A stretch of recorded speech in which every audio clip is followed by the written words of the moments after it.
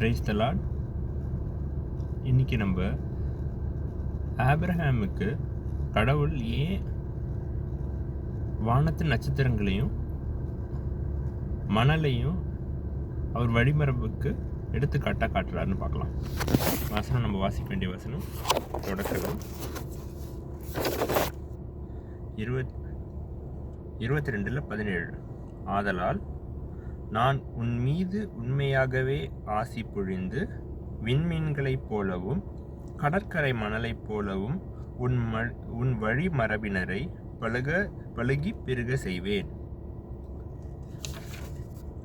ஏன் அதை சொல்கிறாருன்னா, விசுவாசன்றது ஒரே நாளில் வராது. நம்பிக்கை விசுவாசன்றது அது ஒரு ப்ராசஸ். அது கொஞ்சம் கொஞ்சமாக நம்ம அதிகப்படுத்தணும். இப்போது அவர் இருந்தது பாலை நிலத்தில் மேகங்கள் கம்மியாக இருக்கும், நட்சத்திரங்கள் ரொம்ப நல்லா தெரியும். ஏன்னா எல்லா பக்கமும் மணல் மேடு இருக்கும், சாண்ட் டியூன்ஸ்னு சொல்லுவோம். ஸோ சாண்ட் டியூன்ஸ் இருக்கிறனால மற்ற சைட்லேருந்து வர வெளிச்சங்களை தடை பண்ணிவிட்டு நம்மளுக்கு அது வந்து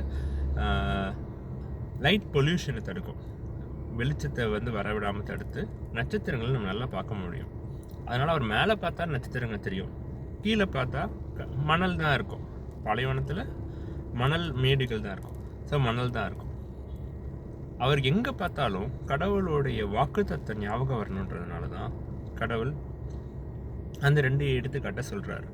நம்மளுக்கும் ஒரு விஷயத்தில் நம்பிக்கை வரணும்னா அதை பற்றின அதை தான் நம்ம சுற்றி இருக்கணும், அதுதான் நம்ம நம்பிக்கையாக இருக்கணும். அதனால தான் இறை வார்த்தையை ஒட்டி வைக்கிறது, கடவுளோட படங்களை ஒட்டி வைக்கிறது, இதெல்லாம் அந்த நம்பிக்கைக்காக தான். இருந்தாலும் அது மட்டும் போதுமா? வேற என்ன வேணும் நம்மளுக்கு நம்பிக்கை வளர்கிறதுக்கு? ஆனாலும் இந்த வாக்குத்தத்தத்தை கொடுத்தும் அவர் ஆகார் மூலமாக ஒரு குழந்தை பிறக்குது அவருக்கு. எப்படி சாரா அவ்வளோ நம்பிக்கை இருந்தும் ஆபிரகாம் ஏமாற்றப்பட்டார்? வேற என்ன அவருக்கு நம்பிக்கை கொடுக்கப்பட்டது? இதை நம்ம நெக்ஸ்ட் வீடியோவில் பார்ப்போம். Praise the Lord.